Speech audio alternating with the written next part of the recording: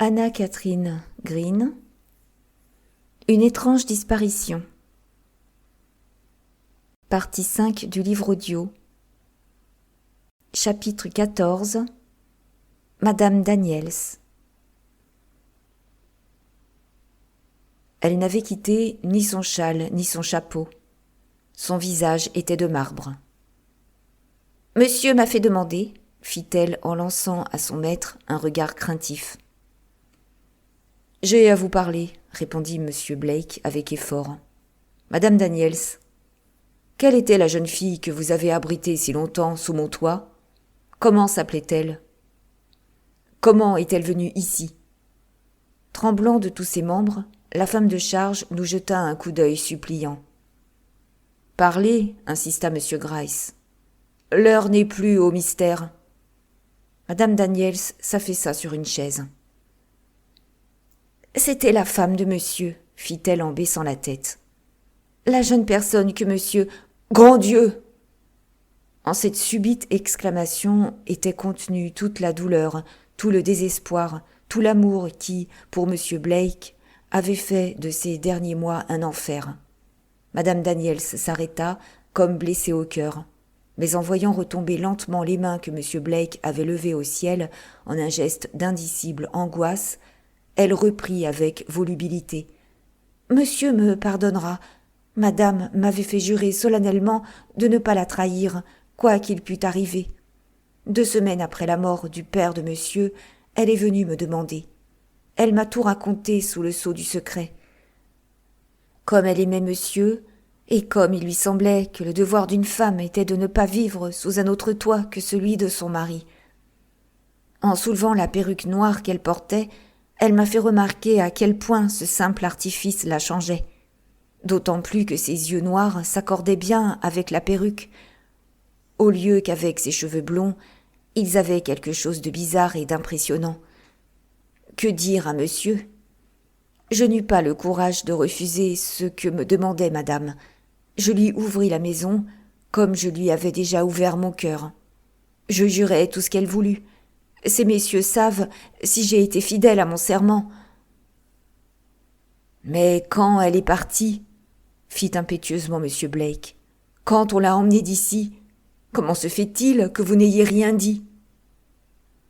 Pourquoi je n'ai rien dit ? Répondit madame Daniels avec une agitation croissante. Monsieur pense-t-il que je n'ai pas souffert ? Me sentir tenue par mon serment, savoir que, même dans un moment pareil, madame n'avait pas voulu m'en délier, comprendre pourtant qu'on l'entraînait, Dieu sait où, contre sa volonté, et puis de voir monsieur si froid et si indifférent, absorbé par toute autre chose, pendant que madame, qui serait morte avec plaisir pour assurer le bonheur de monsieur, était au pouvoir de ces monstres. Jamais je ne pourrais dire ce que j'ai souffert. Pauvre victime innocente qu'elle était, tendre et dévouée comme personne. « Qu'elle était ?» demanda M. Blake en portant la main à sa poitrine, comme pour empêcher son cœur d'éclater. « Pourquoi dites-vous « qu'elle était » ? Parce que je viens de la morgue, où je l'ai vue, tout à l'heure, raidie dans l'insensibilité de la mort. « Non, non !» s'écria M. Blake avec horreur. « Vous devez vous tromper. Ce n'est pas elle, c'est quelqu'un d'autre, une femme qui lui ressemble peut-être, mais elle, c'est impossible. » Plût au ciel que je puisse dire comme monsieur, mais les longues tresses dorées, jamais je n'ai vu personne avec des cheveux comme les siens. Monsieur Blake a raison, fis-je, à mon tour, incapable de supporter plus longtemps cette scène déchirante. La femme qu'on a retirée aujourd'hui de la rivière, il l'a vue. Il lui a même causé il n'y a pas longtemps. Il doit bien savoir si c'était sa femme. Ce ne serait donc pas elle ? Non, 1000 fois non. La femme à qui j'ai causé m'était complètement inconnue. Les paroles de son maître causèrent à madame Daniels un soulagement infini. « Dieu soit loué !» murmura-t-elle en tombant à genoux, comme sous l'empire d'une impulsion irrésistible. Puis, se remettant à trembler, elle ajouta Et moi qui ne devais révéler le secret de madame, que si elle venait à mourir? Qu'ai-je fait? Mon Dieu, qu'ai-je fait? Madame n'avait d'espoir qu'en ma discrétion. » S'appuyant lourdement à la table, M. Blake fixa ses yeux sur le visage de la femme de charge. « Madame Daniels, déclara-t-il, j'aime ma femme. Son espoir, désormais, est en moi. » D'un bond, elle fut sur ses pieds. « Monsieur aime madame. Oh, Dieu soit loué !»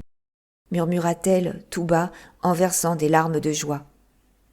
Il va sans dire qu'après cette explication, il ne nous restait plus, à nous autres détectives, qu'à nous concerter à nouveau sur les mesures à prendre pour retrouver la malheureuse jeune femme à laquelle nous nous intéressions doublement depuis que nous connaissions sa touchante histoire. Nul doute n'était plus permis. Si madame Blake avait quitté le toit qui l'abritait, ce ne pouvait être que parce qu'elle y avait été contrainte par les misérables à qui elle avait le malheur d'être apparentée. Découvrir la retraite où se cachaient les deux forçats, c'était incontestablement le seul moyen d'arriver jusqu'à elle. Il n'y a donc pas lieu de s'étonner si, à partir du moment où nous quittâmes l'hôtel, M. Gryce et moi, nous n'eûmes plus qu'une seule pensée, celle de mettre la main sur les Schoenmakers. Chapitre 15. Consultation. Le lendemain matin, j'eus avec mon collègue une longue et sérieuse entrevue. Il s'agissait naturellement d'arrêter notre plan de campagne et d'attribuer à chacun de nous le rôle qui lui revenait. « Je suis d'avis de commencer par battre à fond tout le quartier allemand, » fit M. Gryce. « Schmidt et Rosenthal nous seront, pour cela, de la plus grande utilité. Je crois que nous arriverons ainsi à un résultat satisfaisant. » Pour ma part, je n'étais pas de cette opinion. « Je doute fort qu'ils se cachent parmi leurs compatriotes, » répondis-je timidement. « Songez qu'ils ne sont pas seuls, mais qu'ils ont avec eux une jeune femme aux allures aristocratiques. Dans un quartier populeux, comme l'est celui-là, le fait ne manquerait pas de soulever des commentaires. Or, les bavardages, c'est ce qu'ils doivent craindre par-dessus tout. » « C'est vrai. Les Allemands sont de terribles bavards. S'ils osaient la vêtir de haillons ou la maltraiter, ce serait différent. Mais elle représente à leurs yeux un otage précieux qu'il s'agit de ménager pour en tirer le meilleur prix possible. Il est certain que s'ils ont enlevé la femme du richissime M. Blake, c'est en vue d'une rançon. Ils ont assurément cette idée en tête, ou quelque autre du même genre. M. Blake est un personnage puissant. Peut-être se sont-ils dit qu'ils pourraient l'obliger ainsi à les aider à se mettre à l'abri de la justice en s'expatriant. C'est probable. En tout cas, ils se garderont, pour le même motif, de chercher un refuge dans les quartiers italiens, français ou irlandais. Leur but aura été de trouver un endroit où leur présence n'attire pas l'attention des voisins. Je ne serais pas étonné qu'on finisse par les trouver à Jersey ou dans telle autre petite ville des environs de New York. Il ne serait peut-être pas mauvais d'envoyer Schmidt à Hoboken. Je ne suis pas du tout de votre avis. Ces gens-là sont beaucoup trop intelligents pour ne pas savoir qu'on est bien mieux caché dans une grande ville qu'à la campagne. Mais alors, où pensez-vous qu'ils se soient réfugiés ? Tout bien considéré, répondit M. Gryce, après un instant de silence. Je suis persuadé qu'ils doivent se trouver tout près d'ici. Vous dites, et je pense comme vous, que s'ils se sont embarrassés de cette jeune femme dans les circonstances actuelles, ce ne peut être qu'en vue d'un chantage quelconque vis-à-vis de M. Blake. Ce doit être lui, par conséquent, le point de mire de toute leur démarche, le sujet de toutes leurs pensées. Quand une bande de voleurs a décidé de s'attaquer à une banque, par où commence-t-il ? 9 fois sur 10, quand la chose est possible, ils louent une maison voisine de l'édifice où il s'agit de pénétrer. Ils passent des semaines, au besoin même des mois, à creuser un passage souterrain qui leur permette l'accès des coffres-forts, ou bien ils cherchent à se lier avec le veilleur de nuit, avec le concierge qui ouvre et ferme les portes. En un mot, ils rôdent autour de leur proie en attendant que l'heure soit venue de la saisir. C'est ainsi que doivent agir ces Schoenmakers en vue de l'opération quelque peu différente qu'ils espèrent effectuer tôt ou tard. Monsieur Blake et son hôtel forment le point central vers lequel convergent leurs efforts. Et malgré toutes les raisons qu'ils ont pour se tenir cachés, si nous avions du temps devant nous... Mais c'est précisément ce que nous n'avons pas, repartis-je vivement. Songez que cette femme admirable languit au pouvoir de deux gredins. Si nous avions le temps, reprit mon imperturbable collègue, le plus simple serait d'attendre qu'ils vinssent d'eux-mêmes se prendre au filet que nous leur tendrions. Malheureusement, comme vous le dites si bien, le temps est ce qui nous manque le plus. Et c'est pourquoi je recommande une petite battue aux environs de l'hôtel Blake. Si toute l'expérience acquise au cours de ma longue carrière n'est pas un vain mot, ces hommes doivent se trouver à proximité de la victime qu'ils se proposent de saigner. « Vous oubliez, lui dis-je, que depuis un certain temps déjà, je demeure dans le quartier, que je connais à fond tout le voisinage. Il n'y a pas une maison de l'avenue où ils auraient pu rester cachés 2 jours, à plus forte raison 2 semaines. Quant aux rues transversales, je pourrais vous citer les noms de tous ceux qui les habitent à plusieurs centaines de mètres à la ronde. Cependant, si tel est votre avis, je vais me mettre à l'œuvre. Je vous y engage fortement. Pendant que vous travaillerez de ce côté, Schmidt et Rosenthal exploreront le quartier allemand et même Williamsburg et Hoboken. Le but que nous nous proposons vaut qu'on ne néglige aucun effort pour l'atteindre. Et vous-même ? Demandai-je alors. J'entrerai en scène quand votre rôle sera terminé. Chapitre 16. La Croix-Rouge. Une fois de plus, la sagacité du vieux détective se trouva confirmée par les faits, et cela grâce à un de ces détails infimes qui échappent si fréquemment à la vigilance des criminels les plus rusés et les plus intelligents. J'avais passé une journée fatigante à faire, dans le voisinage, des recherches aussi méticuleuses que parfaitement stériles. Aussi n'étais-je pas de la meilleure humeur en rentrant chez moi. J'habitais alors, comme je l'ai déjà expliqué, une maison meublée qui faisait presque face à l'hôtel de M. Blake. En montant l'escalier, absorbé sans doute par les plans que je combinais pour le lendemain, je me trompais d'étage. Au lieu de m'arrêter au second, je grimpais jusqu'au 3e. Je ne m'aperçus de mon erreur qu'en essayant d'ouvrir la porte correspondant à la mienne et en la trouvant fermée à clé. Honteux et confus, comme on l'est généralement lorsqu'on s'est rendu coupable d'une de ces menues étourderies qui vous rendent ridicule, je me hâtais de regagner l'escalier quand mon pied se posa sur un petit corps dur qui s'écrasa sous ma bottine. Les détails les plus insignifiants par eux-mêmes ne manquent jamais d'attirer mon attention. C'est pourquoi je me baissai pour ramasser l'objet sur lequel j'avais marché par inadvertance. En l'examinant sous le bec de gaz de l'escalier, je reconnus que c'était un morceau de craie rouge. Qu'y avait-il dans cette circonstance banale pour me faire tressaillir, pour évoquer aussitôt dans ma mémoire certains incidents à moitié oubliés, pour former, en un mot, le point de départ d'un enchaînement de pensées d'où résultèrent la découverte et la capture des redoutables Schoenmakers.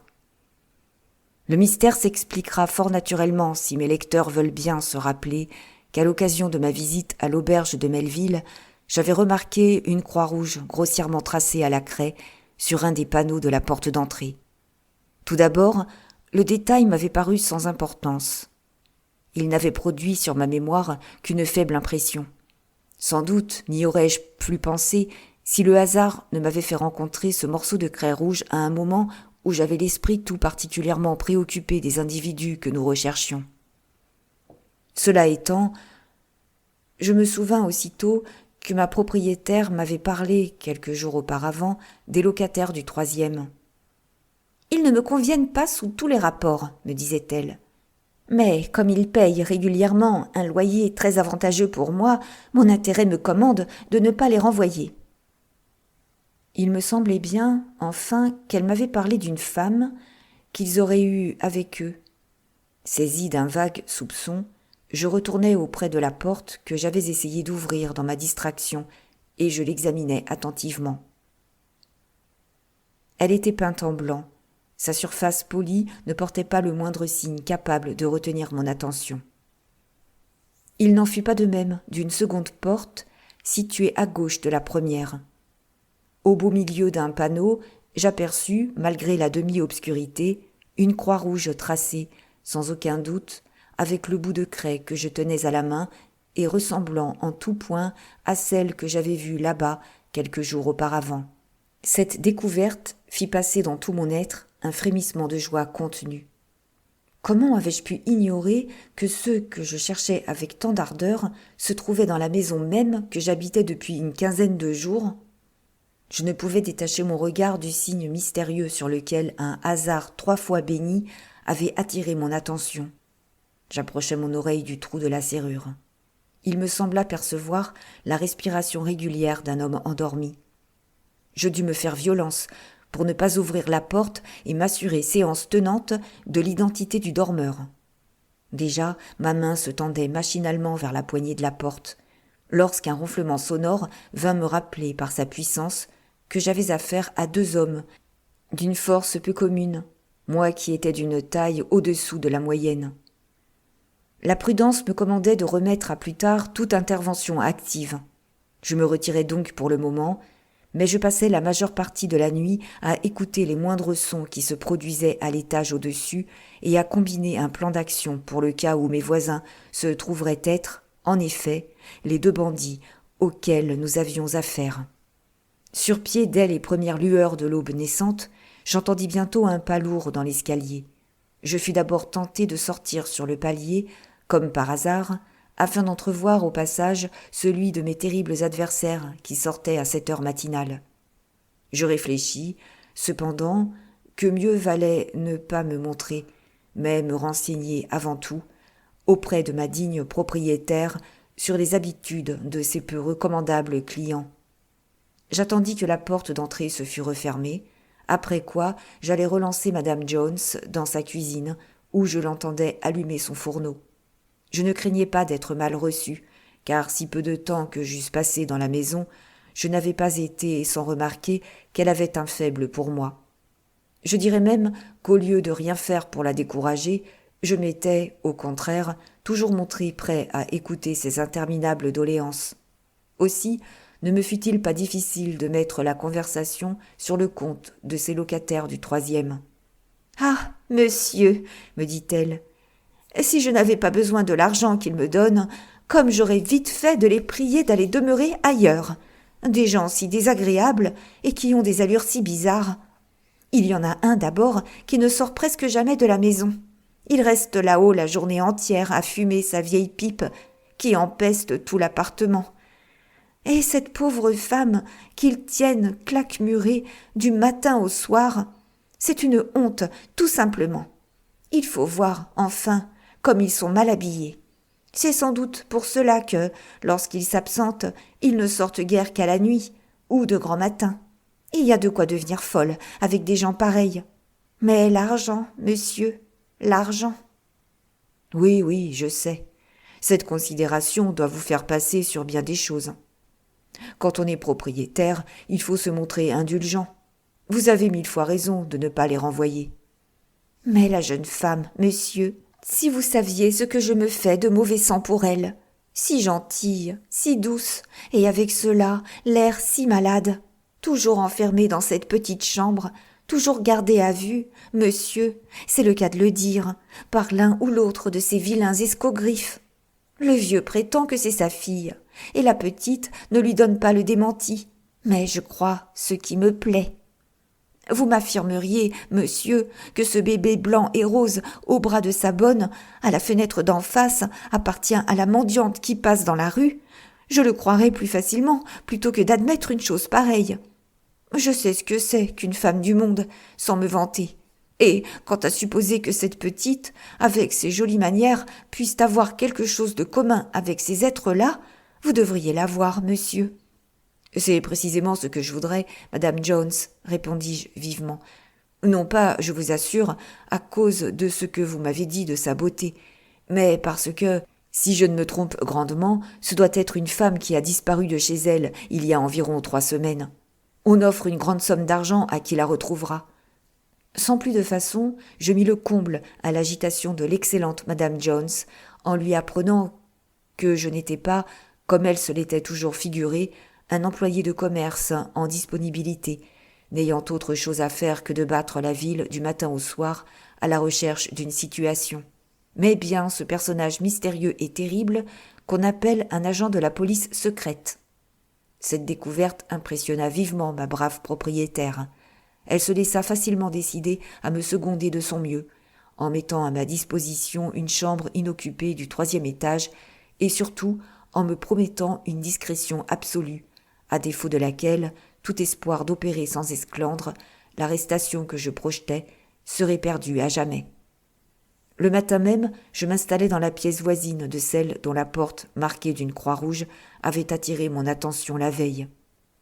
J'avais adopté comme déguisement le costume d'un vieil artiste italien dans la misère, dont j'avais fait la connaissance l'hiver précédent. Je lui empruntais une de ses blouses râpées et je poussais la précaution jusqu'à me faire une tête pareille à la sienne, ce qui était d'autant moins difficile qu'il portait une grande barbe blanche lui remontant presque jusqu'aux yeux. Enfin, je lui pris quelques-unes de ses croûtes pour pendre au mur de ma chambre et, chemin faisant, je me munis d'une boîte à couleurs, d'une palette et d'un chevalet. Ces préparatifs terminés, je grimpai dans la chambre du 3e pour y commencer sans retard la surveillance dont je me promettais de si bons résultats. Une toux caverneuse constituait une des infirmités de mon ami l'artiste. Aussi ne manquai-je point, de temps à autre, de simuler des accès qui, pour désagréables qu'ils fussent à entendre, avaient du moins l'avantage de bien montrer que je ne cherchais nullement à dissimuler ma présence dans la maison. Je tenais, au contraire, à faire comprendre dès le début à ceux que je guettais qu'ils avaient un voisin, pas redoutable, il est vrai, étant donné sa myopie, sa faiblesse corporelle et son grand âge, mais enfin un voisin dont la porte resterait ouverte nuit et jour, ne fût-ce que pour profiter de la chaleur du vestibule chauffé au calorifère. Un voisin qui avait la manie d'errer par la maison comme une âme en peine, d'adresser la parole aux personnes qu'il rencontrait dans le corridor ou dans l'escalier, et de s'attendre, de leur part, à une réponse polie. Dans l'intervalle de ces promenades, on me voyait assis en face de la porte ouverte, la palette à la main, le dos tourné vers la fenêtre, de manière à ce que le jour tombât sur le hideux barbouillage qui déshonorait mon chevalet, de manière surtout à me permettre d'observer les moindres mouvements des autres locataires.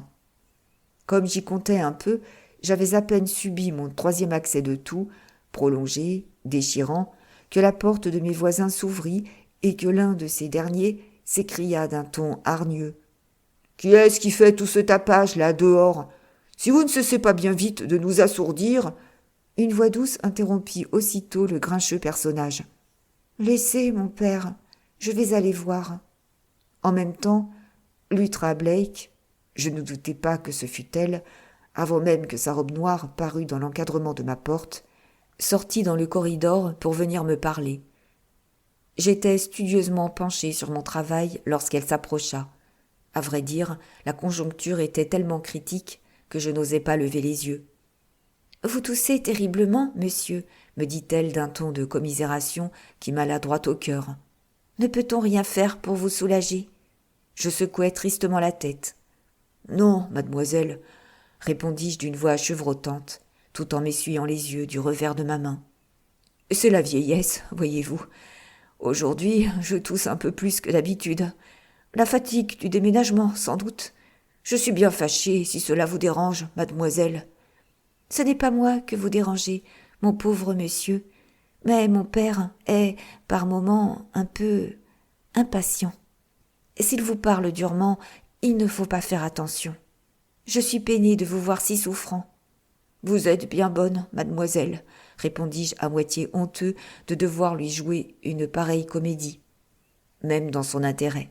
« Votre sympathie me touche plus que je ne puis vous le dire. » Puis, comme un sourd grondement d'impatience s'élevait dans la pièce à côté, je lui fis signe de retourner auprès de son père, de crainte de l'irriter davantage en prolongeant sa visite. « Dans un instant, » fit-elle en haussant légèrement les épaules. « Dites-moi d'abord ce que vous faites là. » Je profitai aussitôt de l'intérêt qu'elle me témoignait pour lui fournir sur ma personne, ainsi que sur ma présence dans la maison, tous les renseignements que je jugeais de nature à calmer les inquiétudes des deux Schoenmakers. Si tourmentée que fût madame Blake pour son propre compte, elle ne laissa pas de s'inquiéter encore au sujet de mes malheurs imaginaires, fixant sur moi les yeux noirs dont j'avais tant entendu parler, voilés, pour l'instant, des larmes d'une divine compassion. Cependant, comme la voix maussade de son père s'élevait, plus impérieuse, elle se décida enfin à me quitter. « N'oubliez pas ce que je vous ai dit, monsieur, fit-elle. Ne vous tourmentez pas si l'on vous parle avec dureté.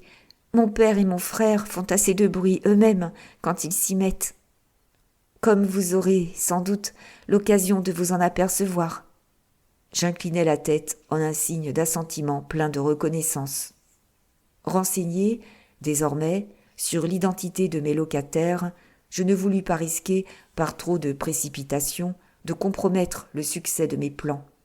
Il va sans dire qu'en livrant purement et simplement ces misérables à la justice, je pouvais me faire une réputation de finesse et de sagacité qui me serait d'un grand profit pour l'avenir. Mais mon ambition n'était pas celle-là. Ce que je voulais avant tout, c'était de soustraire une innocente victime non seulement aux violences auxquelles on pouvait se livrer sur elle, le cas échéant, mais encore au scandale public qui ne saurait manquer de résulter de l'arrestation à main armée de deux bandits aussi redoutables. C'est pourquoi je passai 3 jours à observer les allées et venues de mes voisins de façon à me renseigner complètement sur leurs habitudes. Je fis, au cours de cette enquête, les observations suivantes. 1. La propriétaire avait eu raison de dire que la jeune femme ne restait jamais seule. C'était généralement son père qui se chargeait de la garder, plus rarement son frère. 2. On lui permettait quelquefois de se promener dans le corridor, mais jamais plus de 10 minutes ou un quart d'heure à la fois. 3. La croix sur la porte était un signal, destiné, sans doute, à prévenir celui des deux qui s'était absenté que tout allait bien au logis. En l'unique occasion où ils sortirent tous les 3 ensemble, cette marque avait été préalablement effacée, pour être rétablie aussitôt que le père et la fille furent rentrés sans leurs compagnons. 4. Comme l'avait dit madame Jones, l'aîné des Schoenmakers gardait pour ainsi dire constamment la chambre. Je le vis sortir une fois, cependant, à la tombée de la nuit, pour aller aux provisions. L'autre sortait, soit de grand matin, soit vers 6 ou 7 heures du soir. Il ne restait pas longtemps dehors, et quand il revenait, il avait généralement sous le bras 1 ou 2 bouteilles de schnapps chères à ses compatriotes. 5. S'ils étaient doués d'une vigueur peu commune, ces hommes avaient en revanche les mouvements assez lents, ce qui permettait de supposer chez eux une certaine lourdeur d'esprit, éminemment favorable à mes projets. Il s'agissait de tirer tout le parti possible de ces diverses circonstances, en combinant un plan d'action capable de m'assurer la victoire malgré les difficultés mentionnées plus haut. Le 3e jour, enfin, il me sembla que le moment était venu de précipiter le dénouement. J'hésitais à perdre de vue mes hommes, même pendant le temps relativement court qu'il me faudrait pour aller m'aboucher avec M. Gryce, mais il n'y avait pas moyen d'en agir autrement. Après avoir fait un paquet de 2 tableaux que j'étais censé avoir brossés depuis mon arrivée dans la maison, je simulai une quinte de toux si violente et si pénible que je fus aussitôt l'objet des malédictions du vieux Schoenmaker. Un instant plus tard, madame Blake se présentait devant ma porte, le regard empreint de cette tristesse compatissante qui me faisait toujours rougir à la pensée de la déception dont je me rendais, bien malgré moi, coupable à son égard. « Il me semble que vous allez plus mal aujourd'hui, monsieur, » me dit-elle de sa voix douce. Puis elle ajouta en me voyant le chapeau sur la tête. « Est-il prudent, croyez-vous, de vous aventurer au dehors ?»« Veux-tu bien revenir dans la chambre, Lutra ?» fit une voix brutale dans le corridor. « Qu'est-ce qui te prend d'aller bavarder avec ce vieux, toutes les fois qu'il nous casse les oreilles avec ses maudites quintes de tout ?»« Mon père est de mauvaise humeur cet après-midi, » fit la jeune femme avec un sourire navré. « Il vaut mieux partir tout de suite. J'espère que vous ferez de bonnes affaires. »« De bonnes affaires ? De quoi parles-tu » reprit l'autre en s'avançant jusque sur le seuil de ma chambre. « Qu'est-ce que vous manigancez là, tous les deux ?»« Partez, monsieur, fit madame Blake en me poussant doucement vers la porte. Vous êtes âgé, vous êtes malade, et quand vous reviendrez, tâchez de tousser le moins possible. Je demande de quoi vous parliez, répéta le vieux avec un froncement de sourcils qui me fit trembler pour sa délicate victime. Qu'est-ce que vous emportez là? Rien que des tableaux que monsieur va tâcher de vendre, dit madame Blake. C'est tout? Demanda l'autre en allemand, une lueur fauve dans les yeux. Il n'a pas autre chose, répondit-elle dans la même langue. Vous pouvez m'en croire. Le vieux tigre se détourna en poussant un grognement de menace. J'espère pour toi que c'est vrai, dit-il. Tu sais ce qui arriverait si tu essayais de me jouer des tours. Puis, sans paraître remarquer le frisson de dégoût qui la parcourait des pieds à la tête, il prit sa fille par le bras et l'entraîna hors de la chambre. J'eus peine à descendre l'escalier avec la lenteur qui convenait à mon âge présumé et à ma grande faiblesse. Au rez-de-chaussée, je m'empressai d'aller trouver la propriétaire. « Montez-vous poster dans l'escalier du 3e, lui dis-je, et restez-y jusqu'à ce que je revienne. Si vous entendez le moindre cri, le plus léger bruit de lutte, appelez tout de suite au secours. Je vais faire stationner un agent à votre porte. » La brave femme fit signe qu'elle avait compris, mais malgré cette précaution, je fus sur des charbons ardents tout le temps que dura mon absence, d'autant que celle-ci se prolongea bien au-delà de mon attente première. Dans l'absence de M. Gryce, je dus tout expliquer à notre directeur et obtenir son consentement aux mesures que je me proposais de prendre. Cela fait, j'allais rejoindre mon collègue chez lui pour lui soumettre mon idée et lui demander son aide en vue de l'arrestation. Tout de suite, il approuva mon plan et se mit en devoir de m'accompagner. « Vous pouvez vous vanter d'avoir de la chance, jeune homme, » me dit-il amicalement. « Pour ma part, je n'ai pas trouvé l'ombre d'un indice depuis que nous nous sommes quittés.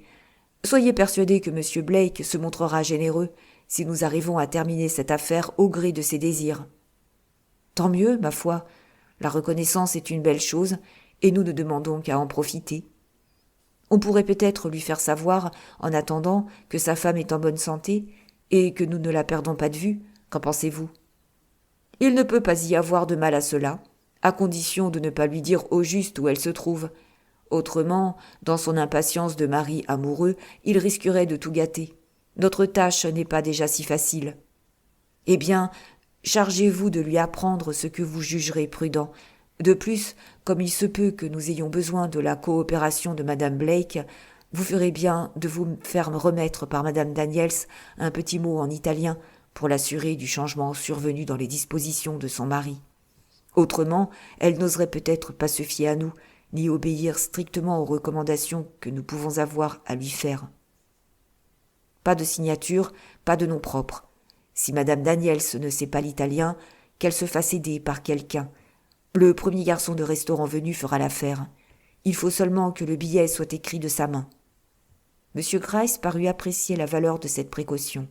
Il promit de m'apporter, dès le matin, le billet voulu, après quoi je lui parlai de la manière dont il me semblait que nous devions nous y prendre pour effectuer la capture des deux forçats. J'eus la satisfaction d'entendre mon collègue approuver pleinement toutes mes propositions, ce qui ne fut pas sans me consoler de la blessure qu'il avait infligée à mon amour-propre au commencement de notre campagne. « Si tout se passe comme vous le prévoyez, dit-il, nous remporterons un succès dont vous aurez le droit d'être fiers. Il est bon, toutefois, de s'attendre à quelque anicroche. Je n'ai jamais vu les choses se conformer absolument à mes prévisions. Sauf une fois, pourtant, ajouta-t-il après un instant de réflexion, dans le cas de l'affaire Leavenworth. Encore me réservait-elle une surprise qui faillit déjouer tous mes calculs.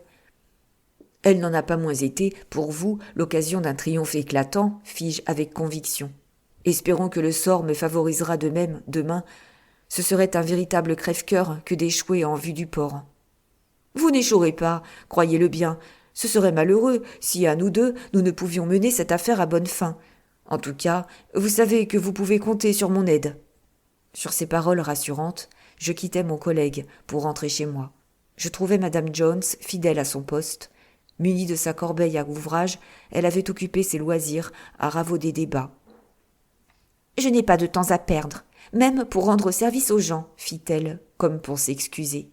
Je lui demandai, par acquis de conscience, si elle n'avait entendu aucun bruit suspect.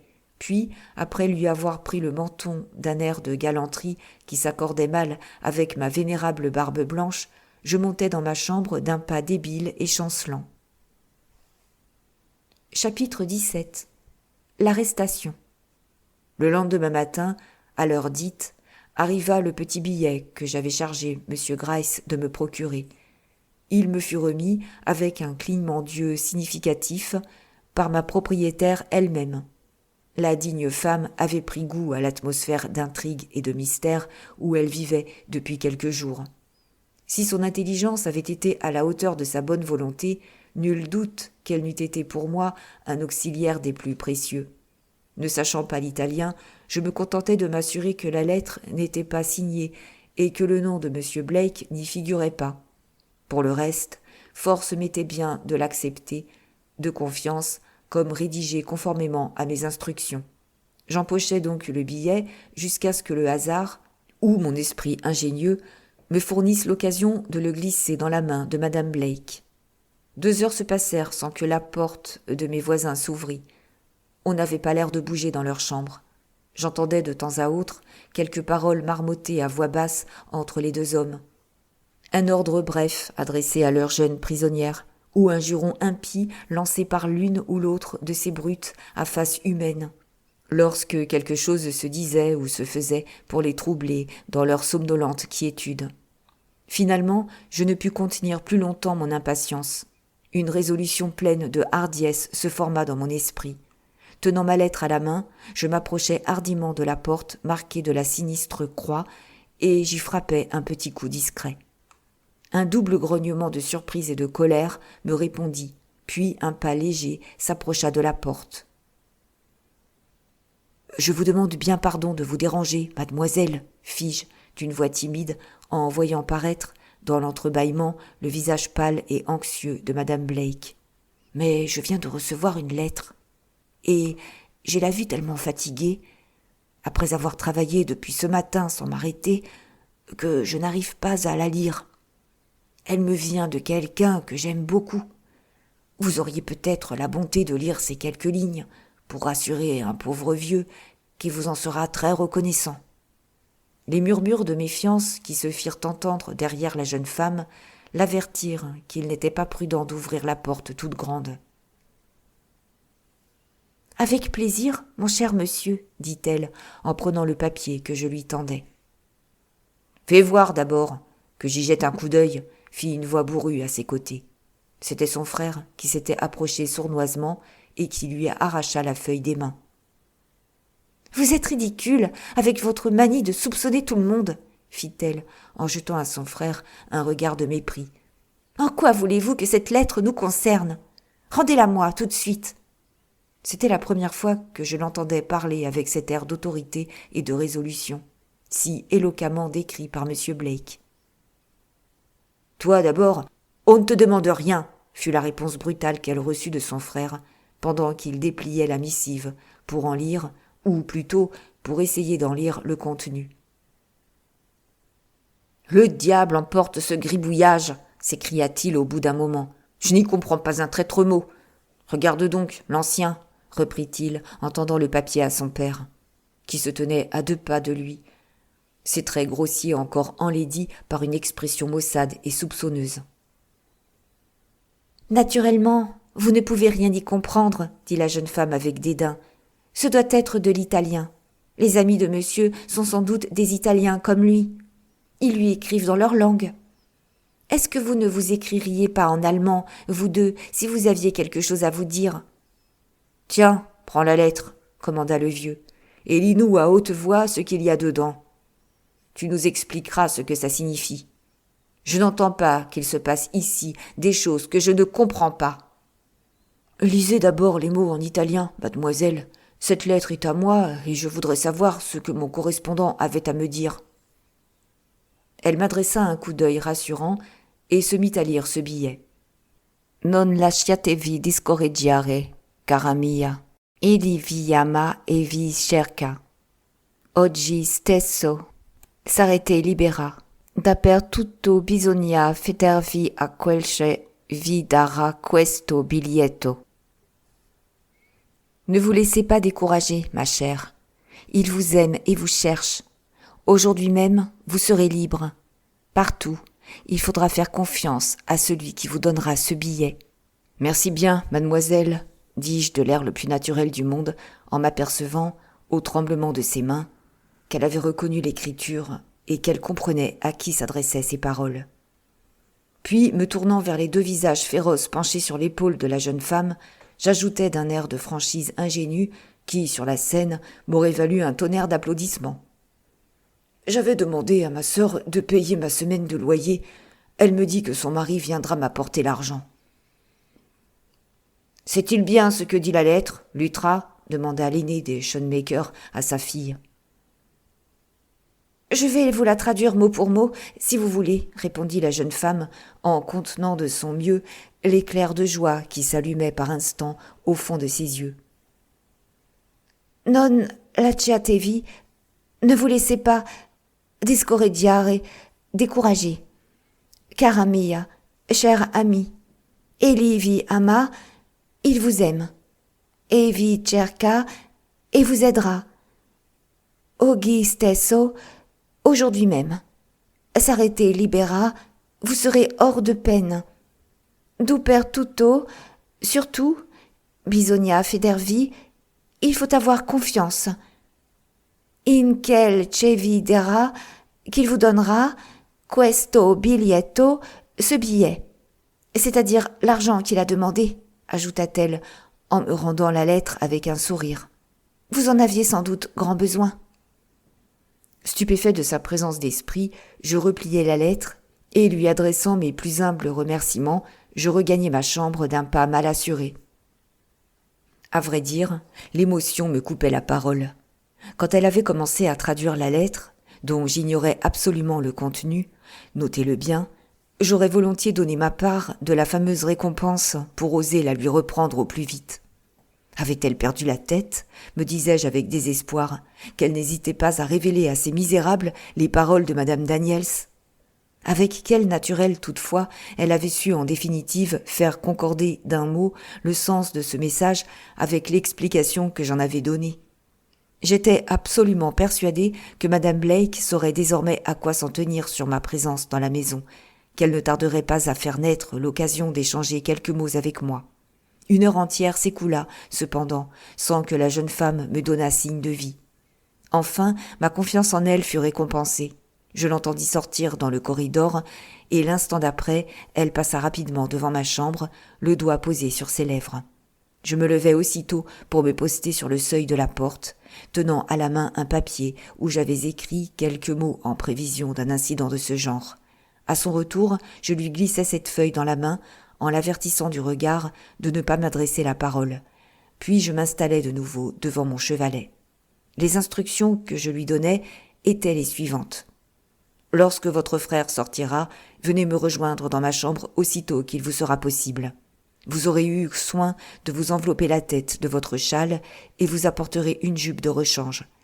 Sans dire un seul mot, vous déposerez ici cette seconde jupe et le châle, pour vous retirer aussitôt dans la pièce qui fait face à l'escalier. Je compte que vous suivrez ces instructions à la lettre. De toute façon, votre père et votre frère vont être arrêtés, mais si vous faites comme je vous le dis, il n'y aura ni sang versé, ni esclandre de nature à porter atteinte à qui vous savez. Le visage de madame Blake, pendant qu'elle lisait ces lignes, faisait peine à voir, mais ce n'était pas le moment de s'attendrir. Elle me rendit le papier, les yeux pleins d'angoisse. Je me contentai de poser le doigt avec décision sur les lignes que j'avais écrites. Sur quoi elle inclina la tête, non sans tristesse, pour me faire comprendre que je pouvais compter sur son obéissance. Puis elle retourna dans la chambre voisine. C'est alors que, pour la première fois, je me risquais à fermer ma porte. Le rôle que j'avais à jouer m'obligeait à quitter ma fausse barbe et mon déguisement. Le vieil artiste italien cédait la place au détective Smart. Un peu avant 6 heures, les renforts que j'attendais commencèrent à arriver. D'abord, M. Grice, que j'installai, pour plus de sûreté, dans une chambre voisine de la mienne, au cas, peu probable il est vrai, où il prendrait fantaisie à l'un ou l'autre de mes dangereux voisins de venir voir ce qui se passait chez moi. Ensuite, 2 de nos agents les plus adroits, en même temps que les plus vigoureux. Ayant eu soin d'enlever leurs chaussures avant de monter, il leur fut possible de rejoindre mon collègue sans éveiller les soupçons de nos dangereux ennemis. Enfin, ma digne propriétaire, son éternelle corbeille à ouvrage sous le bras, alla s'enfermer dans la chambre où devait se réfugier Madame Blake. Toutes nos dispositions étaient prises. Il ne restait plus qu'à attendre le départ du fils Schoenmaker. Allait-il déjouer tous nos plans en restant chez lui ce jour-là ? Se pouvait-il qu'un pressentiment quelconque vînt avertir nos terribles adversaires du danger qui les menaçait ? À mesure qu'approchait l'heure où le frère de Madame Blake avait l'habitude de sortir, une impatience fébrile s'empara de moi. Les minutes s'écoulèrent avec une lenteur plus désespérante. Enfin, la porte de mes voisins s'ouvrit. Un pas lourd se fit entendre dans le corridor, passa devant ma porte et gagna le haut de l'escalier, où il s'arrêta un instant. Mon cœur battit à se rompre. Le soupçonneux compère flairait-il un piège ? Non, Dieu merci. On l'entendit frotter un tison pour allumer sa pipe. Après quoi, il descendit lentement les marches. Le moment d'agir était venu. J'ouvris doucement la porte de ma chambre en vue de l'arrivée prochaine de ma voisine. Elle me rejoignit après quelques minutes, me laissa, comme je le lui avais recommandé, la jupe et le châle et passa aussitôt dans la chambre où l'attendait Madame Jones. Sans perdre un instant, je m'affublai des vêtements en question, en ayant soin de bien me couvrir la tête avec le châle, puis je me dirigeai de mon pas le plus léger vers la chambre de mes voisins. La porte était entr'ouverte. Tout en la poussant, je me cachai le visage dans un mouchoir, geste que j'expliquai suffisamment en risquant un petit « Atchou !» étouffé, au moment où je passais devant le vieux Schoenmaker, étalé de tout son long sur le canapé, les yeux au plafond. Comme j'ai déjà eu l'occasion de le remarquer, mes proportions physiques sont loin d'être celles d'un Hercule. On m'appelle souvent le gringalet derrière mon dos. Cette circonstance, qui d'ailleurs ne m'a jamais nui auprès des femmes, me fut d'un secours précieux en cette occasion. Me rapetissant autant que possible et imitant de mon mieux la démarche gracieuse de Madame Blake, je gagnai sans encombre une chaise placée près de la fenêtre. Mon digne père ne regardait même pas de mon côté, occupé qu'il était à suivre des yeux les ronds de fumée qu'il envoyait au plafond. En m'entendant éternuer, il grommela cependant. « J'espère que tu ne vas pas commencer maintenant à faire comme le vieux d'à côté.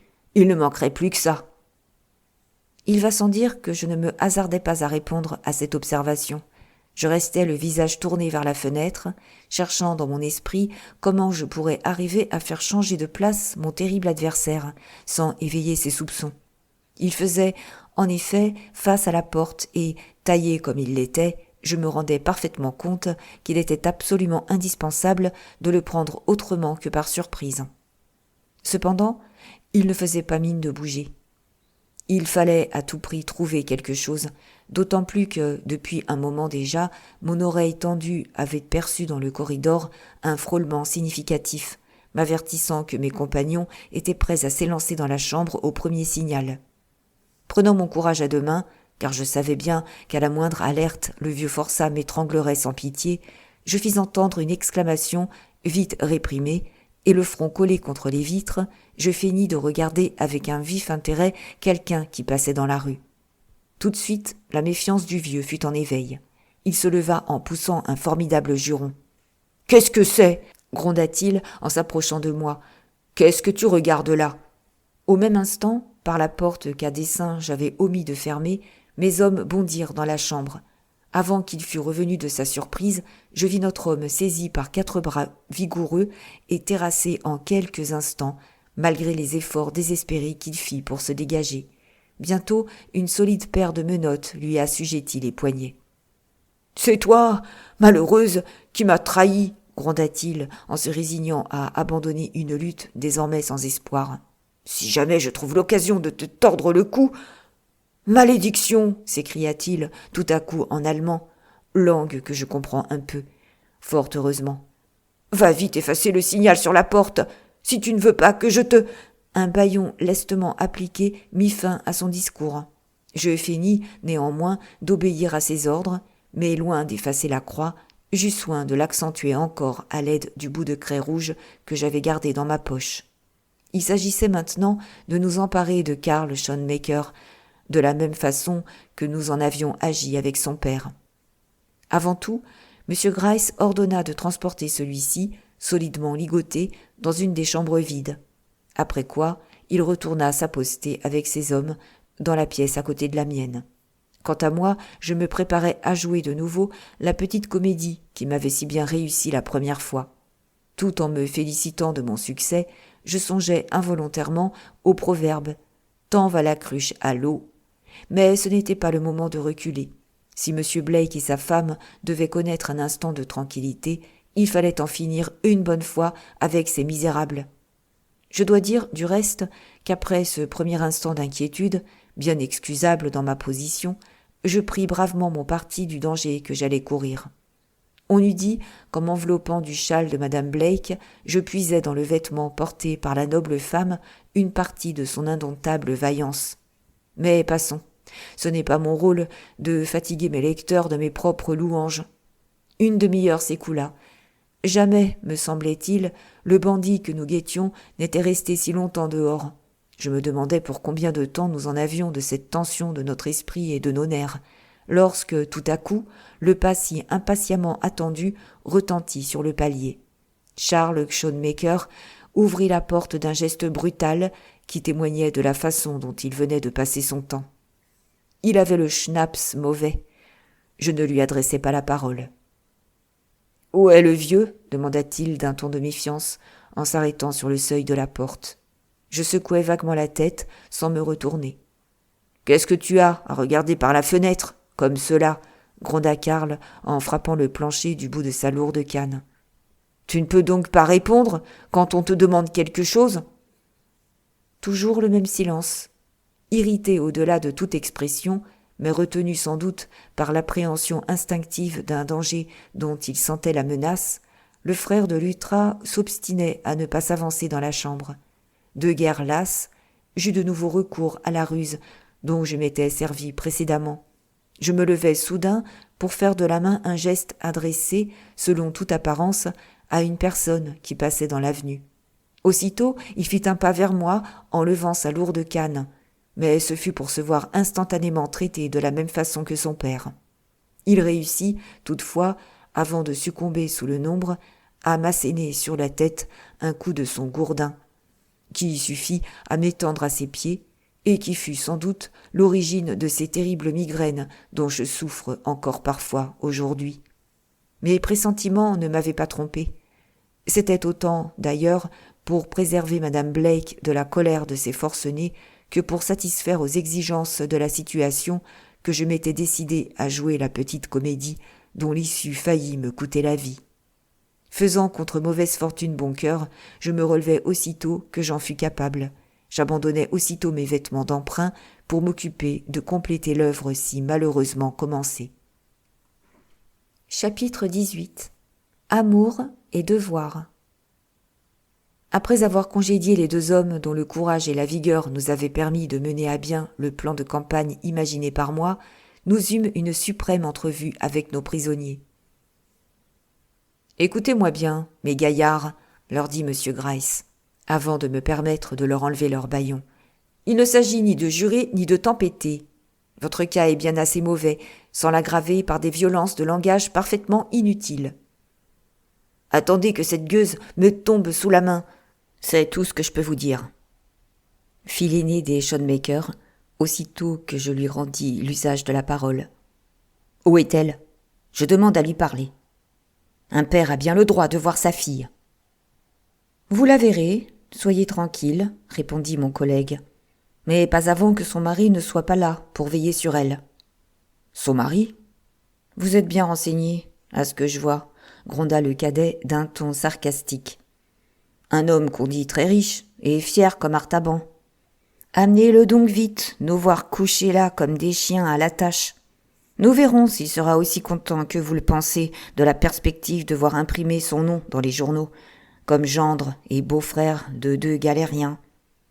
Rassurez-vous, il ne tardera pas à être là pour vous dire lui-même qu'il considère le bagne comme encore beaucoup trop bon pour vous.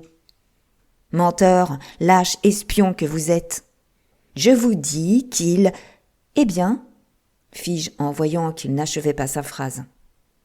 Je ne m'étais pas aperçu que pendant qu'il parlait, la porte s'était ouverte, sans bruit, et que M. Blake avait paru sur le seuil.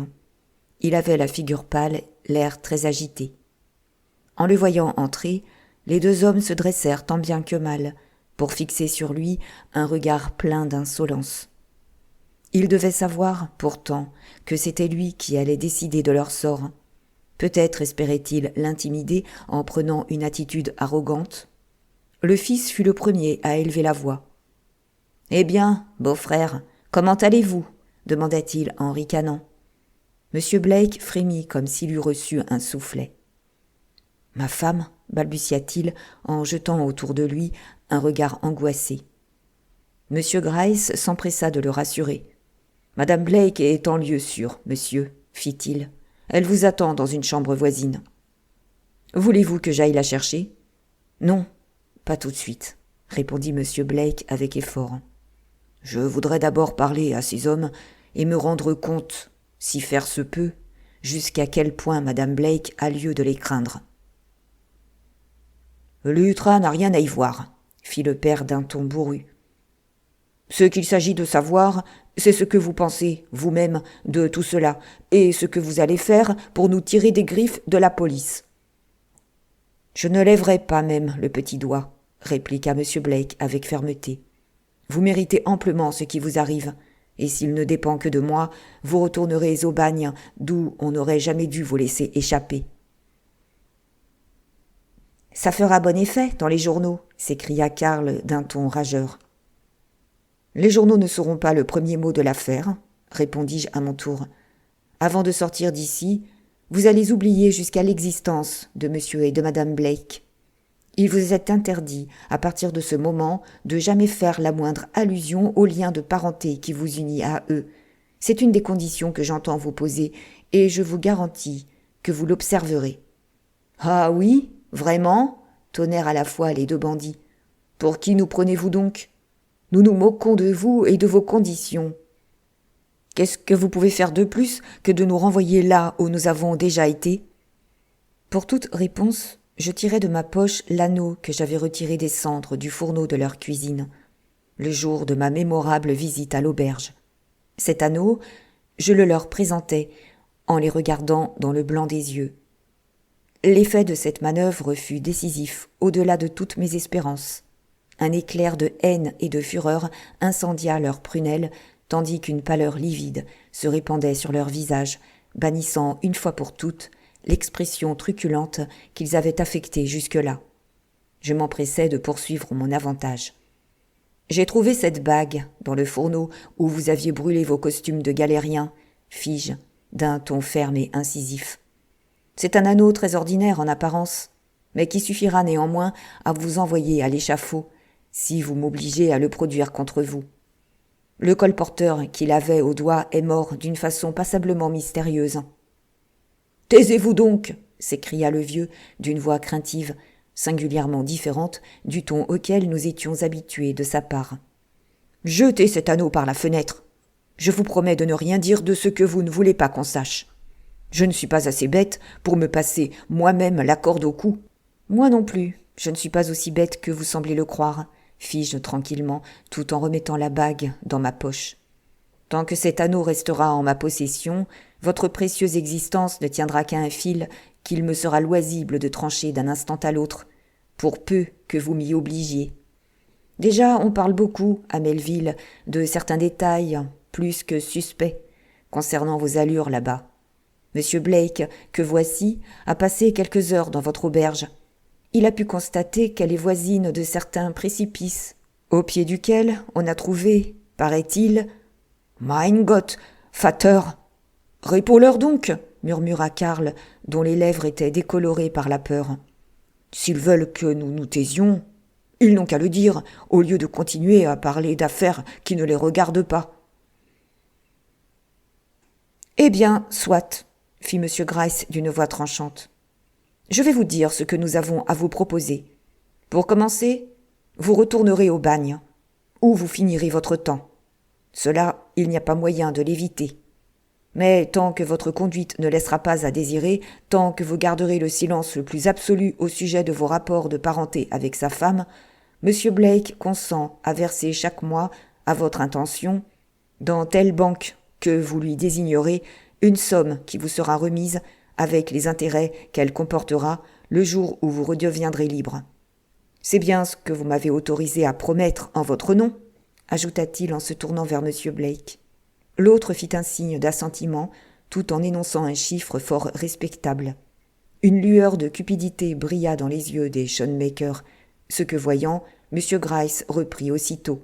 « Par contre, si nous apprenons que vous avez soufflé mot à âme qui vive des liens qui vous unissent à Madame Blake, non seulement il ne sera plus versé un sou à votre compte, mais on s'occupera de votre passé avec un zèle qui aura pour effet de vous faire perdre définitivement l'envie de parler, et cela d'une façon aussi subite que peu agréable. » Les deux hommes se consultèrent du regard. Ils n'avaient plus, sans doute, la même arrogance qu'au début, mais leur mine renfrognée, où l'entêtement se mêlait à une invincible méfiance, montrait qu'ils ne se tenaient pas encore pour complètement battus. « Quelle garantie avons-nous, si nous vous gardons le secret, que vous ne nous trahirez pas tout de même ?» demanda le vieux en jetant un regard inquiet dans la direction de Montgousset. « Notre parole d'honnêtes gens, » fit M. Gryce d'un ton qui n'admettait pas de réplique. « Nous sommes bien forcés d'accepter, » grommela l'autre au bout d'un moment. « Mais avant qu'on nous emmène, je voudrais voir ma fille un instant. » « Ce n'est pas pour lui faire des reproches, » ajouta-t-il en voyant M. Blake peu disposé à lui accorder sa requête. « Mais c'est ma fille, après tout. Je voudrais lui dire adieu. »« Amenez-lui sa fille, » concéda M. Blake d'une voix frémissante. « Je ne peux pas lui refuser cela. » Obéissant à cette injonction, j'allais frapper à la porte de la chambre où j'avais recommandé à Madame Blake de se tenir, et comme personne ne répondait, je me décidai à entrer. Je trouvai la jeune femme agenouillée auprès d'un fauteuil, le visage caché entre ses mains. Toute son attitude exprimait l'angoisse, la confusion, la terreur. Je renvoyai Madame Jones, qui se tenait debout à côté d'elle, impuissante à la rassurer. « Madame Blake, lui dis-je en adoucissant ma voix, l'arrestation a été opérée avec succès. Votre père demande à vous dire adieu avant qu'on l'emmène. Voulez-vous venir le voir ?»« Mais... Mon... Monsieur Blake ?» s'écria-t-elle en relevant la tête. « Je suis sûre d'avoir entendu son pas dans le corridor. Est-il reparti ?»« Monsieur Blake est avec nos prisonniers. C'est lui qui m'a chargé de venir vous chercher. » La jeune femme s'était levée et se tenait, dans une attitude pleine de dignité, le visage tourné vers la porte, l'esprit partagé entre la pitié pour son père et la crainte de se trouver en présence de son mari. « Voyons, madame, du courage, » ajoutai-je d'un ton compatissant. « Je veux bien voir mon père, » murmura-t-elle, faiblement. Mais, tout à coup, elle se recula en tremblant. Un pas s'était fait entendre dans le corridor. Un homme parut sur le seuil, s'avança jusqu'auprès d'elle. M. Blake était venu la chercher lui-même. « Vous ?» Cette exclamation étouffée, frémissante, lamentable, disait toute la souffrance de ces longs mois d'attente désespérée. Elle ne contenait, toutefois, pas le moindre encouragement, et M. Blake, qui, déjà, tendait les bras pour serrer sa femme sur son cœur, s'arrêta, interdit, baissant humblement sa tête altière. « C'est vrai, dit-il, j'ai à reconnaître mes torts, à obtenir votre pardon, avant de pouvoir espérer que vous consentirez. »« Non, non, fit Madame Blake vivement. Il suffit que vous soyez venu. Je n'en demande pas davantage. Si vos sentiments envers moi étaient toujours hostiles... »« Hostiles !» s'écria son mari d'une voix où vibrait l'amour le plus ardent. « Vous êtes mon épouse, Lutra.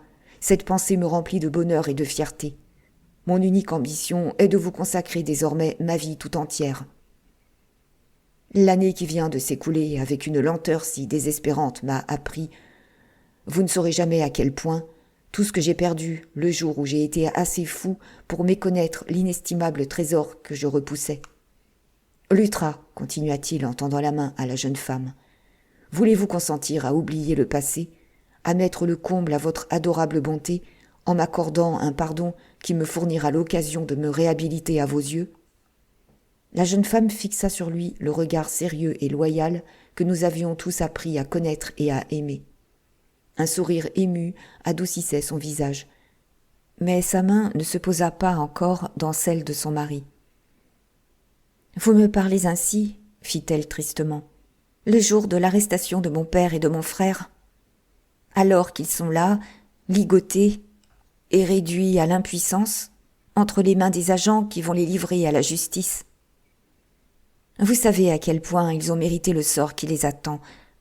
Avez-vous songé à la honte, au scandale ? Je ne songe qu'au bonheur d'avoir retrouvé la femme que j'ai tant cherchée, de pouvoir lui dire à quel point je remercie le ciel de me l'avoir rendue. » Un grand soupir s'échappa des lèvres de madame Blake. « Quoi qu'il arrive désormais, l'entendit-on murmurer tout bas, je ne me sentirai plus à plaindre. » Mais aussitôt sa tête se redressa. « Mon ami, dit-elle, votre bonté me touche profondément. Mieux que personne, je comprends et j'apprécie toute l'étendue du sacrifice que vous faites.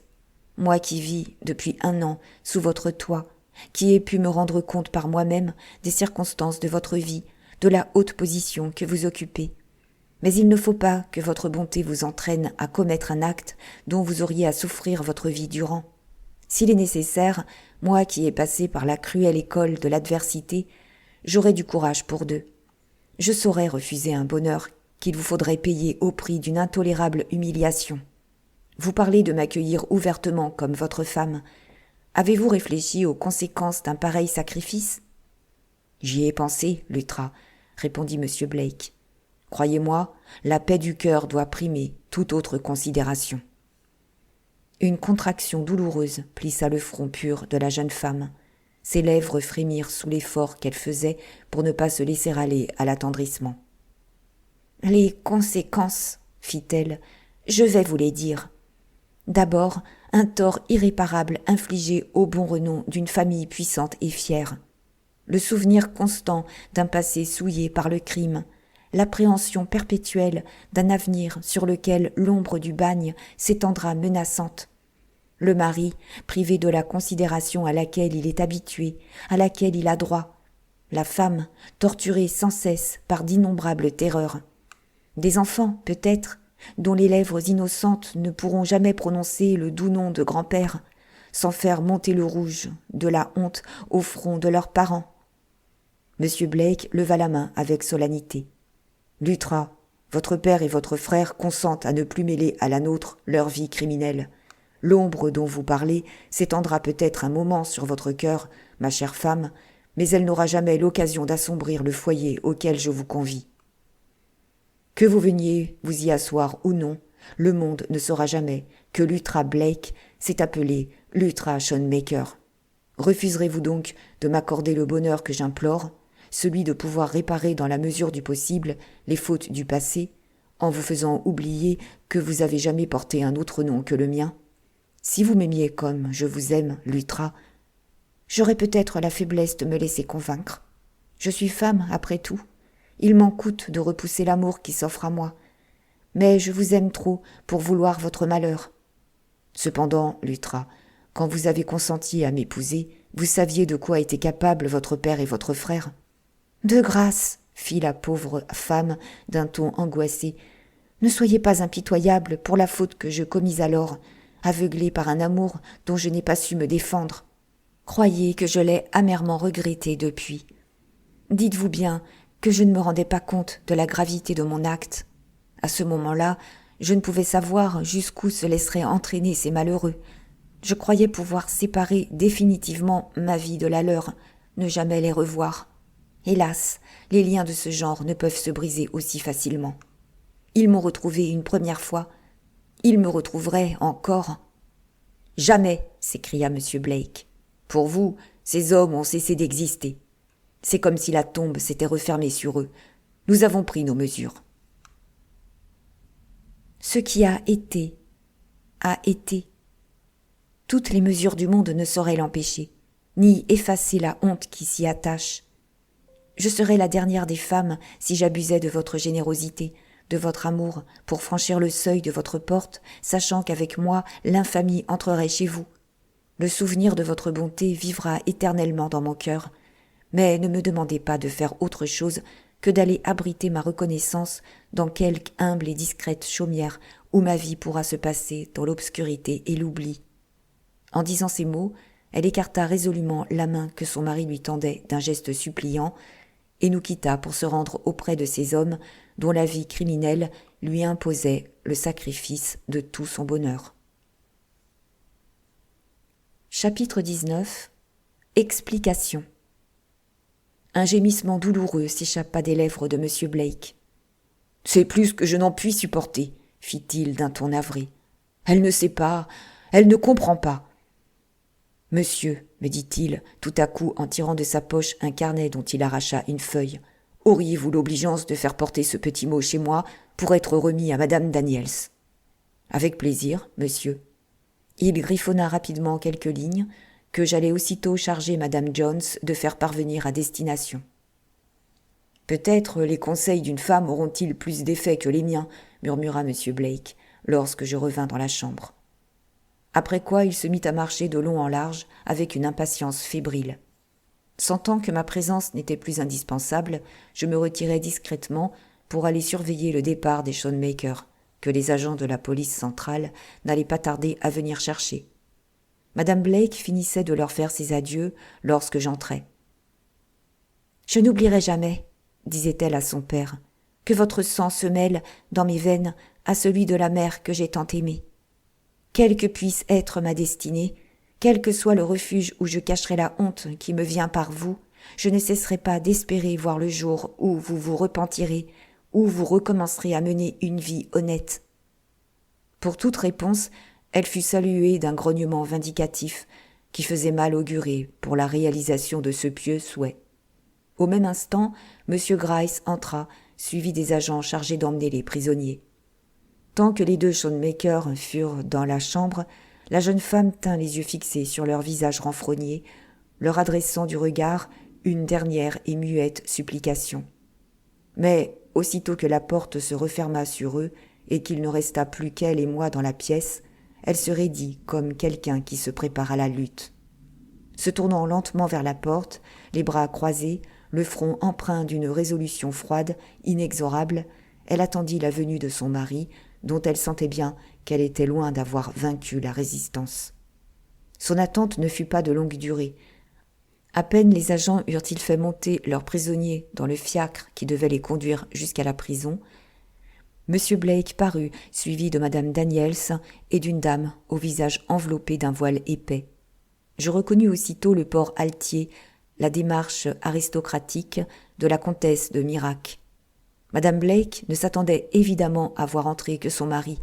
La surprise lui fit un instant perdre contenance. « Madame Daniels » s'écria-t-elle en lui tendant les mains d'un geste attendri. « Ma chère maîtresse » répondit la digne femme de charge avec une joie tempérée par la contrainte que lui causait la présence de M. Blake. « Quel bonheur de revoir madame, de penser qu'elle n'a plus à craindre aucun ennemi. » « Il a dû vous sembler que j'étais indifférente à vos inquiétudes, ma pauvre amie, » fit la jeune femme, profondément touchée du regard humide de larmes que lui adressait Madame Daniels. « Mais je vous assure qu'il m'était complètement impossible de vous rassurer sur mon sort, sans risquer de compromettre la réputation de M. Blake, d'exposer sa vie aux plus graves dangers. C'est pour éviter les pires malheurs que j'ai dû vous quitter comme je l'ai fait. »« Comment ?» s'écria son mari. « C'est pour me sauver que vous avez consenti à suivre ces misérables ? » ?»« Et pensez-vous que je l'eusse fait, à moins ? Ils n'auraient voulu tuer que moi, je me serais laissé faire. Mais quand ils ont été jusqu'à vous menacer... » Au même instant, Madame Daniels saisit le poignet de sa maîtresse, où se voyait une légère cicatrice. « Mais qu'est-ce que madame a donc au bras ?» demanda-t-elle en pâlissant. « Madame n'avait pas cette marque la dernière fois que je l'ai vue. » Une vague rougeur, la première que j'eusse observée sur ses joues habituellement d'une pâleur mate, monta au visage de Madame Blake. Elle sembla hésiter à répondre. « C'est vrai, dit-elle enfin. Je me suis vue forcée, cette nuit-là, de me faire une petite blessure. Ce n'est rien, n'en parlons plus. Parlons-en, au contraire, Luttra, commanda doucement M. Blake. Je désire connaître toutes les circonstances qui se sont produites en cette occasion. Comment ont-ils fait pour vous trouver dans le refuge qui vous abritait ? Madame Blake leva sur son mari un regard empreint d'une indicible douceur. Ce n'est pas pour me chercher qu'ils ont pénétré, tout d'abord, dans l'hôtel. Ils vous savaient riches. En voyant l'échelle qui leur facilitait les choses comme à souhait, ils n'ont pu résister à la tentation d'y grimper. Il leur fallait de l'argent à tout prix. Ils en avaient bien chez eux, à l'auberge, enfoui dans un coin de la cave, mais ils n'osaient aller le chercher. Ils avaient peur de tomber entre les mains des policiers qu'ils savaient aux aguets, depuis que mon frère y avait été une première fois, le jour précisément où vous vous êtes rendu là-bas. Ce leur fut une grande surprise de me trouver. Ils étaient arrivés à la hauteur de mes fenêtres, que je ne ferme ni le jour ni la nuit, et par la fente du store baissée, ils m'avaient aperçu, en train de me peigner. Ils m'ont tout de suite reconnu et m'ont fait un signal que je ne me rappelais, hélas, que trop bien. Angoissée au-delà de toute expression, je m'approchai de la fenêtre. Ils me dirent alors d'éteindre le gaz pour leur permettre d'entrer sans risquer autant d'être vus s'il venait à passer quelqu'un dans Vine Street. Sur le moment, je fus trop effrayée pour me rendre compte de la portée de mon acte. Je supposais vaguement qu'ils avaient découvert ma retraite et qu'ils venaient me demander de l'argent ou des conseils. Je fis donc comme ils le demandaient, et aussitôt ils écartèrent le store pour entrer dans ma chambre. « Que me voulez-vous » leur demandai-je. « Pourquoi venez-vous ainsi me trouver au milieu de la nuit ?»« Pourquoi, surtout, entrer par la fenêtre, sachant que si l'on vous voyait, on vous renverrait en prison ?» Leur réponse me glaça le sang dans les veines. Je me rendis compte que je m'étais faite leur complice, en les introduisant dans une maison qui n'était pas la mienne. « Il nous faut de l'argent, et beaucoup. Du moment que tu es là, nous n'avons plus rien à craindre. » Sans écouter mes exclamations d'horreur, ils m'expliquèrent froidement qu'ils comptaient attendre chez moi que toute la maison fût endormie. Ensuite, je devais leur montrer où ils pourraient trouver l'argenterie, ou mieux encore, des bijoux, le coffre-fort, que sais-je. Ils croyaient que j'étais dans la maison en qualité de domestique, en quoi ils n'avaient pas complètement tort. Aussi me gardai-je, tout d'abord, de les désabuser. Mais bientôt, furieux de voir que je ne consentais pas à les aider dans l'exécution de leurs desseins, ils me repoussèrent durement et ouvrirent la porte pour aller à la recherche du butin qu'ils convoitaient. C'est alors que, dans ma terreur, j'oubliais toute prudence. Je les suppliais de ne faire de mal à personne, attendu que la maison appartenait à mon mari. Naturellement, cette révélation modifia quelque peu leurs desseins. Ils m'accablèrent de questions et finirent par me faire dire toute la vérité. C'était la pire folie que je puisse commettre. Ils comprirent aussitôt le parti qu'il y aurait à tirer du lien qui m'unissait secrètement à un homme riche. Si lourds d'esprit qu'ils se fussent toujours montrés, ils saisirent cette occasion de me terroriser afin de soumettre mon mari à un chantage en règle. L'argenterie, les bijoux, le coffre-fort, tout cela n'avait plus à leurs yeux qu'une importance secondaire. Ce qu'il s'agissait d'accomplir, c'était de me faire sortir de l'hôtel. Lorsqu'ils m'auraient en leur pouvoir, ils se serviraient de moi comme otage, pour obtenir ce qu'ils voudraient de l'homme qui, malgré le dédain qu'il éprouvait pour ma personne, ne me considérait pas moins comme sa femme légitime. Pour atteindre ce résultat, ils étaient prêts à tout risquer. À leur grande surprise, je m'opposais résolument à leur infâme projet. Ils étaient incapables de comprendre qu'une femme pût préférer quoi que ce fût à l'argent ou aux avantages matériels que j'avais, disaient-ils, le droit de réclamer. J'eus beau faire valoir les sentiments que j'éprouvais pour mon mari, les menacer de la justice. La mine d'or qu'ils croyaient avoir découverte par un heureux hasard leur paraissait bien trop précieuse pour y renoncer facilement. « Tu vas venir avec nous, » me répétait-il avec obstination. « Si tu ne viens pas de ton plein gré, on saura t'y contraindre. » Il y eut même un commencement de lutte, une chaise renversée, un rideau arraché. C'est alors que je me décidai à me faire cette petite blessure au sujet de laquelle vous m'avez interrogé. Je voulais leur montrer que je ne me laisserais pas intimider par leurs menaces, que la vue du sang versé ne me faisait pas peur. Comprenant que c'était peine perdue que d'user de violence envers moi, ils essayèrent alors d'une autre tactique, me jurant que si je ne consentais pas à les suivre, c'est à vous, personnellement, qu'ils s'en prendraient. Je ne sus malheureusement pas leur dissimuler la terreur que je ressentis devant ces menaces. Ils poursuivirent leur avantage, triomphèrent de mes dernières résistances. Je réunis les quelques objets auxquels je tenais le plus, mon alliance, une photographie de vous, que madame Daniels avait eu la bonté de me procurer. Puis, prenant mon chapeau et un châle, je me déclarai prête à les suivre. À vrai dire, j'étais à bout de force et de courage. Que pouvais-je entreprendre d'ailleurs ? Réveiller la maison ? Où serait l'avantage ? Je ne ferais que trahir le secret de mon identité tout en précipitant sans doute le malheur qu'il s'agissait plus particulièrement d'éviter. Même lorsque vous êtes venue frapper à ma porte, madame Daniels, je n'ai pu me décider à donner l'alarme. N'oubliez pas qu'après tout, les liens du sang qui m'unissent à ces malheureux plaidaient éloquemment en leur faveur, me défendaient de les livrer à la justice tant que je ne les verrais pas sur le point de commettre un nouveau crime. La sortie par la fenêtre, qui aurait pu présenter quelques difficultés s'il s'était agi d'une autre femme, ne fut pour moi qu'un jeu d'enfant. Élevée à la campagne, la descente d'une échelle de 30 pieds n'avait rien qui pût m'effrayer. Ce qui me remplissait le cœur de douleur et d'angoisse, c'était la pensée de m'arracher à la vie calme et paisible dont je jouissais depuis le jour où madame Daniels m'avait accueilli dans l'hôtel pour me trouver mêlée de nouveau à l'existence coupable, aux manœuvres criminelles des miens. Un instant, j'allais même jusqu'à oublier toutes les bonnes raisons qui m'avaient décidé à partir tranquillement. La vue d'un gardien de la paix me suggéra tout à coup l'idée de m'échapper. Je réussis à tromper la vigilance de mes compagnons. Mais lorsque j'arrivai devant la grille du jardin, ce fut pour apercevoir, de l'autre côté des barreaux, et me regardant d'un œil sévère, l'homme dont je redoutais par-dessus tout le déplaisir. Dans l'état de faiblesse et d'agitation où je me trouvais, cette nouvelle émotion acheva de m'affoler.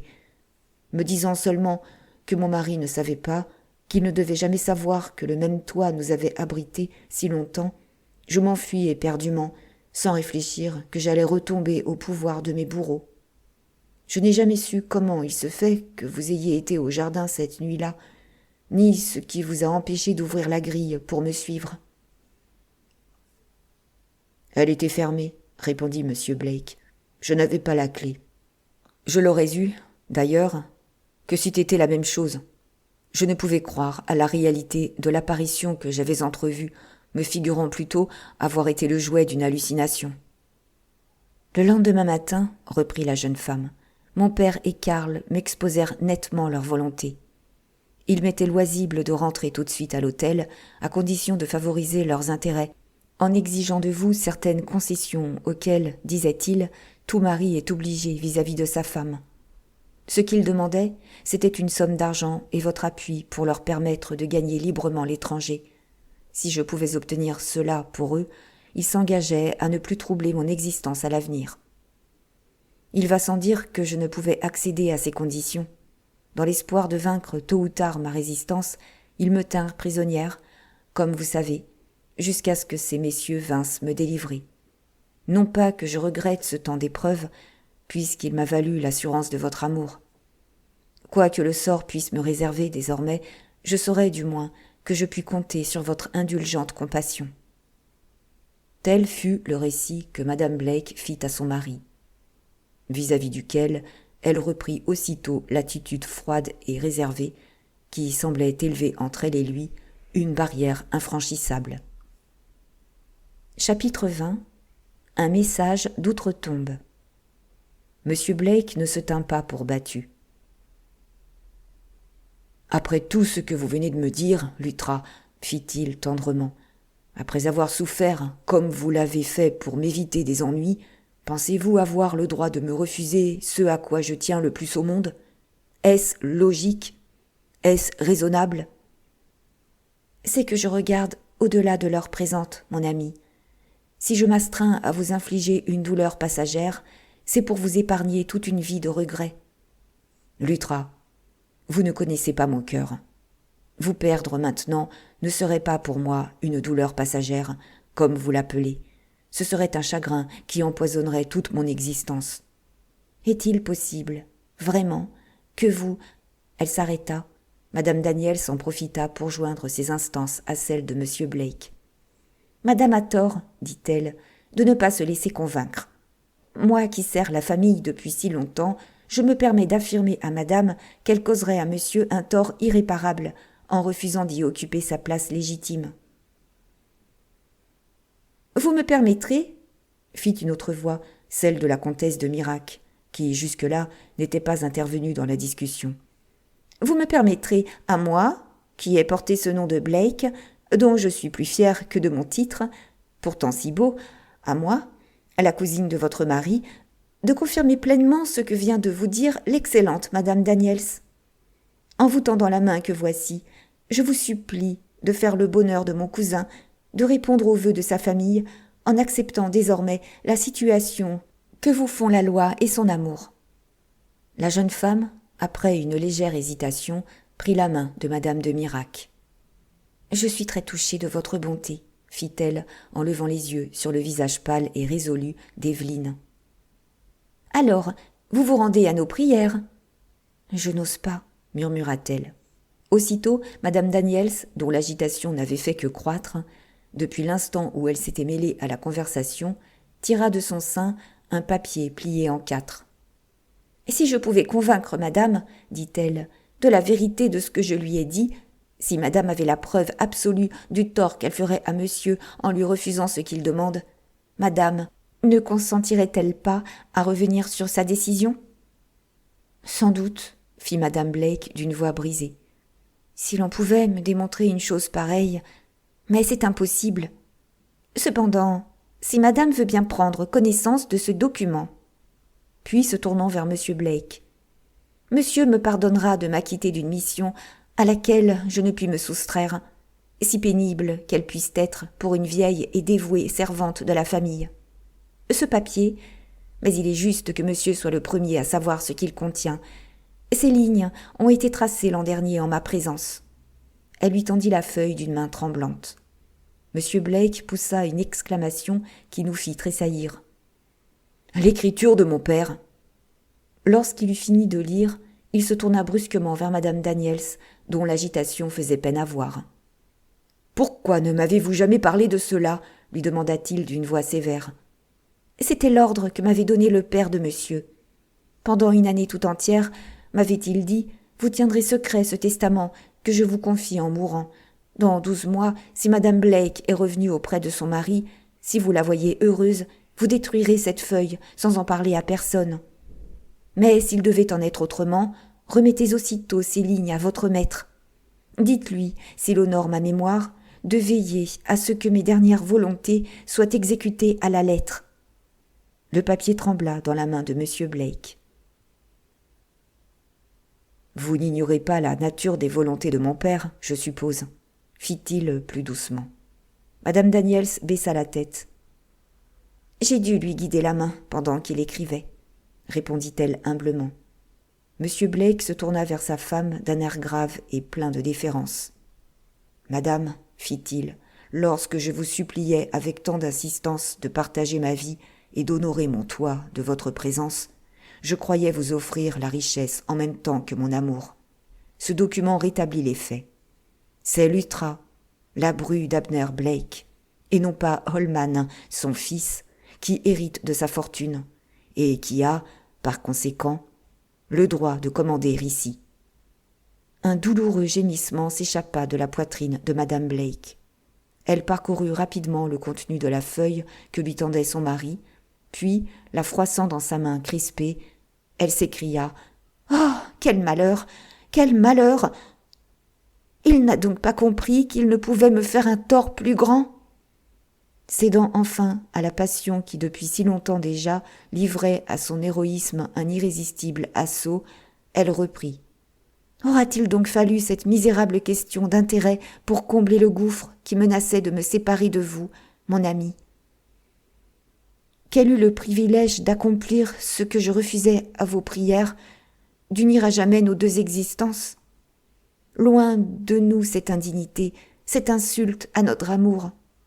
Puis, dans un admirable élan de tendresse et d'abnégation, elle déchira en 1000 morceaux le testament qui lui assurait une immense fortune, et se laissa tomber, rougissante de bonheur et de confusion, dans les bras qui se tendaient pour la recevoir. J'assistais à la réception nuptiale que la comtesse de Mirac offrit dans le luxueux appartement qu'elle occupait à l'hôtel Windsor. Jamais il ne m'a été donné de voir une mariée qui eût l'air plus heureuse, un époux dont le regard exprima plus hautement la fierté et le ravissement. Parmi les invités, c'était à qui s'extasierait sur le charme séduisant de la jeune femme. Il ne manqua pas de curieux pour demander où M. Blake avait su trouver une compagne aussi exquise, à quel moment il l'avait épousée et comment il se faisait que personne n'eût connaissance de ce mariage. À toutes et à tous, la comtesse de Mirac trouva moyen de répondre avec ce tact, cet art incomparable d'endormir la curiosité sans la satisfaire complètement, qui est l'apanage des femmes de ce monde. Satisfait d'avoir assisté au spectacle d'un bonheur auquel je pouvais me vanter d'avoir contribué pour ma bonne part, j'allais me retirer lorsque je sentis une main légère se poser sur mon bras. Madame Blake s'était approchée, avec son mari, pour me dire adieu. « Permettez-moi de vous remercier, monsieur, » me dit-elle avec son charmant sourire. « De vous être exposé pour moi, l'autre jour, à un grand danger. Cet acte de dévouement vient, à l'instant, d'arriver à ma connaissance. Croyez que je ne l'oublierai pas.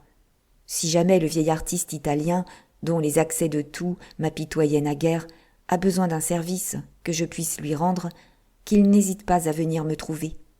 L'intérêt que je lui portais, alors que j'étais moi-même bien à plaindre, ne souffrira aucune diminution du fait que j'aurai trouvé le bonheur et la prospérité. » Puis, après un regard plus éloquent que 1000 paroles, elle m'honora d'une franche poignée de main, non sans avoir demandé à son mari la permission de m'offrir le bouquet.